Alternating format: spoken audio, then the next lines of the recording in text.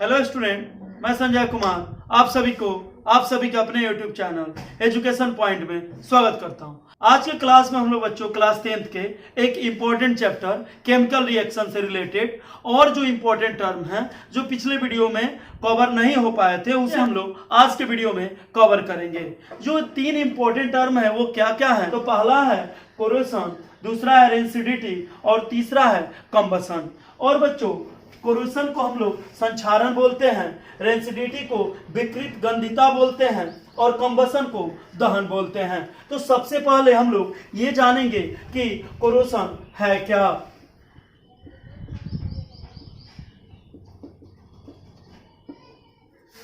तो बच्चों हम लोग कोरेशन के बारे में अब जानेंगे। कोरेशन क्या है, इससे जानने से पहले देखा होगा कि आपके घर के बाहर या आपके घर में कोई लोहे की चीज खुले में जब उसे रख दिया जाता है तो आप देखते हैं कि बहुत दिनों बाद उस पर क्या हो जाता है, एक भूरे कलर का परत चढ़ जाता है, ठीक है ना। उसे हम लोग क्या कहते हैं, जंग लगना बोलते हैं। उसी को बच्चों क्या बोला जाता है, कोरेशन बोला जाता है। आप लोगों ने ये भी देखा होगा कि यदि आप चांदी की रीख बहुत दिनों बाद उस पर काले कलर का क्या होता है, एक परत चढ़ जाता है, हम लोग क्या कहते हैं, कोरेशन कहते हैं, ठीक है ना। चलिए इसे अब हम लोग डिफिनीशन के रूप में कैसे याद रखेंगे उसे हम लोग जानते हैं। कोरेशन वह रासायनिक प्रक्रिया है जिसमें कोई धातु, वायु, जल या अम्ल से अभिक्रिया करके अपने ऊपर एक अवांछनीय पदार्थ का क्या करता है, निर्माण करता है, उसे ही हम लोग क्या कहते हैं, कोरेशन कहते हैं। तब बच्चों आप लोगों ने यहाँ पे कोरेशन को अच्छे से समझ लिया। अब हम ये जानेंगे कि कोरेशन को कम करने की कौन कौन सी विधि है। तो कोरेशन को कम करने का विधि ये है बच्चों कि उस पे क्या करेंगे, उस धातु पे पेंट चढ़ा देंगे, एक पेंट कर देंगे, या दूसरा है उसको ग्रीजिंग कर देंगे। उस पे क्या करेंगे, ग्रीस से उसका लेप लगा देंगे या तेल से भी उसे क्या कर देंगे, उस पे लेप लगा देंगे। तब उसका कोरेशन क्या हो जाएगा, कम हो जाएगा, ठीक है ना। तो बच्चों अब हम लोग नेक्स्ट टॉपिक ये है हमारा कि रेंसिडिटी क्या है। तो रेंसिडिटी को भी आप अपने दैनिक जीवन में इसे देखे होंगे। आपने देखा होगा कि आपके घर पे जब खाना बच जाता है तब उसे जब आप सुबह में देखते हैं तो उसमें क्या होता है, एक गंध आने लगता है और उसका स्वाद क्या हो जाता है, खट्टा हो जाता है। तो उसे ही हम लोग क्या कहते हैं, रेंसिडिटी बोलते हैं, ठीक है ना बच्चों। तो रेंसिडिटी का डिफिनीशन हम ये जानेंगे कि तेलीय या वासा युक्त कोई पदार्थ जब वो ऑक्सीडेशन के कारण क्या होता है, गंध उत्पन्न होने लगता है और वो स्वाद में क्या हो जाता है, खट्टा हो जाता है। तो वैसे प्रक्रिया को क्या कहते हैं हम लोग बच्चों, रेंसिडिटी बोलते हैं, ठीक है ना। अब हम ये जानेंगे कि रेंसिडिटी को कम कैसे किया जा सकता है। तो रेंसिडिटी को कम करने के लिए हम भोजन को क्या करते हैं, फ्रीज में रख देते हैं या इसमें एंटीऑक्सीडेंट पदार्थ को क्या कर देते हैं, मिला देते हैं, जिसके चलते उसका रेंसिडिटी नहीं होता है, ठीक है ना। दूसरा ये है बच्चों, आपने देखा होगा जो चिप्स के थैले होते हैं उसमें क्या होता है, हवा भरा रहता है। वो हवा क्या है, वो नाइट्रोजन गैस उसमें भरा रहता है ताकि जो चिप्स उसमें रहता है वो क्या हो, लंबे समय तक टिक सके, वो खराब ना हो पाए, ठीक है ना। तो आप लोगों ने ये जाना कि रेंसिडिटी क्या है और कोरेशन क्या है। लास्ट हमारा जो टॉपिक है बच्चों आज का वो क्या है, कंबसन। और ये बहुत ही एक इंपॉर्टेंट टॉपिक है, दहन। तो कंबसन क्या है, वह रासायनिक अभिक्रिया जिसमें कोई पदार्थ जलकर क्या देता है, प्रकाश और ऊष्मा उत्पन्न करता है। तो उसे हम लोग क्या कहते हैं, दहन कहते हैं। क्या कहते हैं बच्चों, दहन कहते हैं। अब हम दहन से रिलेटेड कुछ इंपॉर्टेंट टर्म है उसे अब हम लोग समझ लें।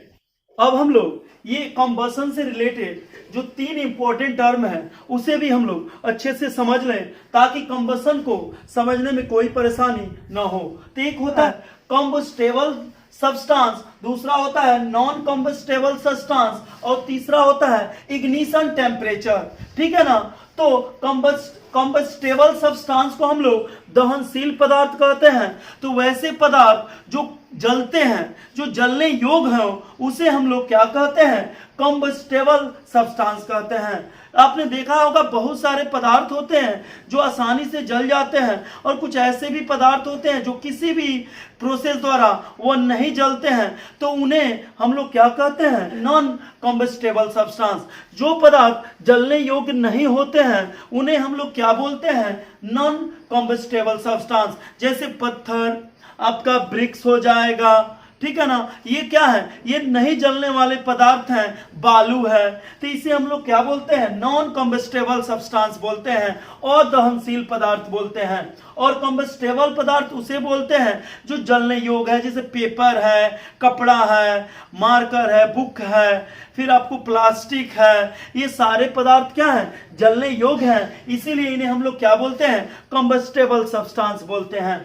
तीसरा होता है इग्निशन टेम्परेचर, ज्वलन ताप। किसी भी पदार्थ का एक फिक्स टेम्परेचर होता है जिस पर वह पदार्थ क्या होता है? जलना प्रारंभ करता है। उसी टेम्परेचर को उस पदार्थ का क्या कहते हैं? इग्निशन टेम्परेचर बोलते हैं, ज्वलन ताप बोलते हैं। अब आप लोगों ने ये तीनों टर्म को आसानी से समझ लिया होगा। चलिए अब हम कुछ और जो इंपॉर्टेंट कंबसन से रिलेटेड जो टर्म है, जो कंबसन के लिए नेसेसरी है, कंडीशन है, उसे अब हम लोग समझते हैं। अब हम लोग ये जानेंगे कि condition necessary for combustion, combustion के लिए क्या क्या कंडीशन नेसेसरी है। तो पहला कंडीशन यह है कि कंबस्टेबल सब्सटेंस होना चाहिए, क्योंकि नॉन कंबस्टेबल सब्सटेंस को हम लोग किसी भी प्रोसेस द्वारा नहीं जला सकते। इसलिए फर्स्ट कंडीशन यही बताया गया है कि कंबसन के लिए आपको क्या होना चाहिए? कंबस्टेबल सब्सटेंस होना चाहिए। सेकेंड आपका कंडीशन क्या है? Presence of oxygen. आपको ऑक्सीजन प्रेजेंस होना चाहिए, वहां पे ऑक्सीजन होना चाहिए। विदाउट ऑक्सीजन आप किसी भी सब्सटेंस को नहीं जला सकते। इसलिए कंबसन होने के लिए दूसरा जो महत्वपूर्ण शर्त क्या है? कि प्रेजेंस ऑफ ऑक्सीजन, वहां पे ऑक्सीजन होना चाहिए। तीसरा क्या है? इग्निशन टेम्परेचर होना चाहिए, बहुत इंपॉर्टेंट है। ये दोनों हो जाए आपके पास, कंबस्टेबल सब्सटेंस भी हो और प्रेजेंस ऑफ ऑक्सीजन भी हो, लेकिन आप जब इग्निशन टेम्परेचर उसको नहीं दे पाइएगा तब वो जो सब्सटेंस होगा वो नहीं जल पाएगा, वहां पे कंबसन की प्रक्रिया नहीं हो पाएगी। तो ये इग्निशन टेम्परेचर ये भी बहुत ही इंपॉर्टेंट है। जैसे आप लोग देख रहे हैं कि एक लकड़ी के बोटे को एक माचिस के तिल्ली से जब जलाया जाएगा तो कभी जलेगा जी? नहीं जलेगा। उसके लिए क्या होना चाहिए? उस लकड़ी का जितना उसका इग्निशन टेम्परेचर है उतना टेम्परेचर जब हम उसे देंगे तभी जाकर वो लकड़ी क्या होगा? जलेगा। ठीक है ना?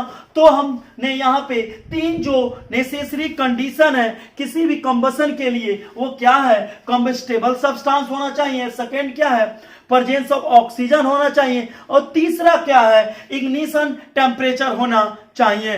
तो आज के वीडियो में हम लोगों ने कंबसन से रिलेटेड जो भी इंपॉर्टेंट टर्म थे उसे हम लोगों ने समझा, कोरेशन से रिलेटेड जो भी इंपॉर्टेंट टर्म था उसे समझा, फिर एसिडिटी से रिलेटेड समझा।